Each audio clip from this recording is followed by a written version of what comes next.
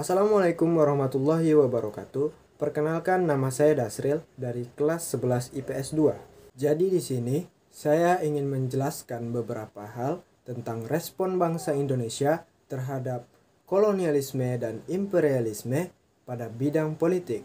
Respon bangsa Indonesia terhadap kolonialisme dan imperialisme ditandai dengan munculnya organisasi-organisasi politik yang didirikan oleh pendiri-pendiri Indonesia. Organisasi-organisasi tersebut ditujukan untuk memperjuangkan bangsa Indonesia itu sendiri. Adapun organisasi-organisasi yang terdapat pada masa itu, yaitu yang pertama ada Budi Utomo. Budi Utomo merupakan organisasi pergerakan nasional yang dipelopori oleh mahasiswa Stovia atau Sekolah Kedokteran Pribumi. Organisasi yang dibentuk pada 20 Mei 1908 oleh Wahidin Sudirohusodo Sutomo serta Gunawan Mangunkusumo dianggap sebagai awal kebangkitan nasional. Pada tahun 1914, saat Perang Dunia Pertama meletus, Budi Utomo yang pamornya sudah menurun mengusulkan perlunya wajib militer bagi penduduk pribumi. Namun, gagasan ini ditolak oleh Belanda. Sebagai gantinya, Parlemen Belanda membentuk Volksraad atau Dewan Rakyat pada bulan Desember 1916. Lalu yang kedua, ada Organisasi Perhimpunan Indonesia yang didirikan pada tahun 1908 di Den Haag, Belanda. Pada mulanya bernama Indische Vereniging atau IV. Tokoh pendiri PI adalah mahasiswa-mahasiswa Indonesia yang belajar di Belanda, antara lain Sultan Kasayangan dan R.M. Noto Suroto. Pada mulanya, organisasi ini hanya berupa organisasi sosial untuk mengurus kepentingan bersama orang-orang Indonesia di perantauan. Lalu unsur-unsur politik mulai tampak dengan diterbitkannya majalah Hindia Putra pada bulan Maret 1916. Organisasi ini semakin berkembang dengan kedatangan tokoh-tokoh tiga serangkai pendiri Indische Partij yang sedang menjalani hukuman buang di negeri Belanda. Yang ketiga ada organisasi Sarekat Islam yang didirikan pada tahun 1911 oleh Haji Samanhudi, seorang pengusaha batik dari Kampung Laweyan, Solo. Nama yang awalnya Sarekat Dagang Islam kemudian diganti pada tanggal 10 September 1912 menjadi Sarekat Islam. Hal ini dimaksudkan agar ruang gerak organisasi tidak terbatas hanya dalam bidang perdagangan. Tahun 1929, karena semangat persatuan dan kesatuan karena Sumpah Pemuda, Sarekat Islam berganti nama menjadi Partai Sarekat Islam Indonesia atau disingkat PSII. Akan tetapi, dalam perkembangan berikutnya, PSII mengalami kemunduran.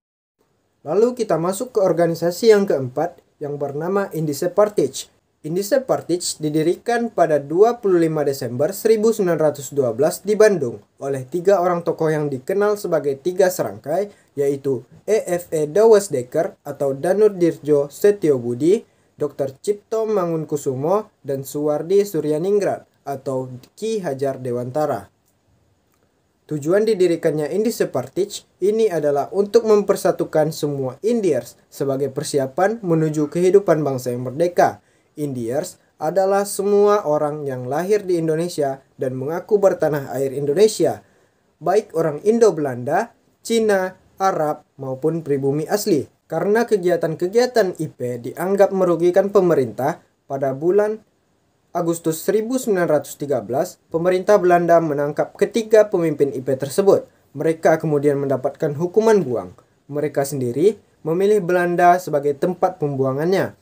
Selama dalam pengasingan, mereka tetap berusaha untuk menanamkan jiwa nasionalisme dan menggerakkan orang Indonesia di negeri Belanda untuk menuntut Indonesia merdeka. Dengan dibuangnya ketiga tokoh IP tersebut, maka kegiatan IP semakin menurun.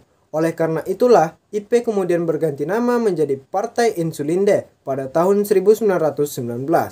Yang kelima, ada organisasi yang bernama Partai Nasional Indonesia. Partai Nasional Indonesia pada mulanya didirikan oleh Soekarno dan para anggota Algemene Studi Club pada tahun 4 Juli 1927 dengan nama Perserikatan Nasional Indonesia.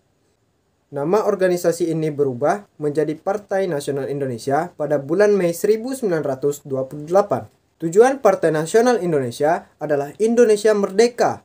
Tujuan tersebut akan dicapai setelah azas percaya pada diri sendiri, artinya memperbaiki keadaan politik, ekonomi, dan sosial budaya yang rusak karena penjajahan dengan kekuatan sendiri. Setelah Insinyur Soekarno dan beberapa petinggi PNI ditangkap oleh pemerintah kolonial Belanda, pada akhir tahun 1929 dalam tubuh PNI timbul perpecahan. Hal ini disebabkan oleh Kongres Luar Biasa kedua di Jakarta pada tanggal 25 April 1931 ditetapkannya pembubaran PNI. Anggota-anggota yang menyetujui pembubaran tersebut lalu membentuk Partindo atau Partai Indonesia pada tanggal 30 April 1931 dan Mr. Sartono terpilih sebagai ketuanya. Anggota PNI yang tidak menyetujui hasil kongres tersebut lalu membentuk organisasi mereka sendiri yang bernama PNI Baru yang didirikan pada bulan Desember 1933. PNI Baru ini dipimpin oleh Muhammad Hatta dan Sultan Syahrir. Hal yang tidak terduga terjadi karena setelah Insinyur Soekarno keluar dari penjara, ternyata memilih untuk bergabung dengan Partindo, bukan PNI Baru. Larangan-larangan dan tindakan keras terhadap Partindo menyebabkan partai ini kembali dibubarkan oleh Mr. Sartono juga tanpa mayoritas suara. Tidak lama setelah Partindo bubar, anggota-anggotanya membentuk Gerakan Rakyat Indonesia atau disingkat Gerindo pada bulan Mei 1937. Tokoh-tokoh Gerindo yang terkenal antara lain Mr. Muhammad Yamin, Dr. Akagani, Amir Syarifuddin, dan Mr. Wilopo. Yang ketujuh ada Parindra. Latar belakangnya, sikap keras pemerintah kolonial menyebabkan partai-partai kecil merubah taktik perjuangan non-kooperatif menjadi kooperatif. Mereka memperkuat barisan dengan melakukan fusi atau penggabungan dengan beberapa partai politik lainnya. Kemudian memunculkan partai-partai baru, di antaranya bernama Parindra atau Partai Indonesia Raya pada tanggal 26 Desember 1935. Parindra diketuai oleh Dr. Sutomo dan Surabaya dipilih menjadi pusat Parindra. Jika saya ada pada masa itu, mungkin saya juga akan mendukung partai-partai politik atau organisasi-organisasi politik yang didirikan oleh pendiri Indonesia pada masa itu. Karena didirikannya organisasi-organisasi politik ini merupakan respon bagi bangsa Indonesia kepada kolonialisme dan imperialisme pada masa itu, dan organisasi-organisasi ini juga mendukung kemerdekaan untuk Indonesia.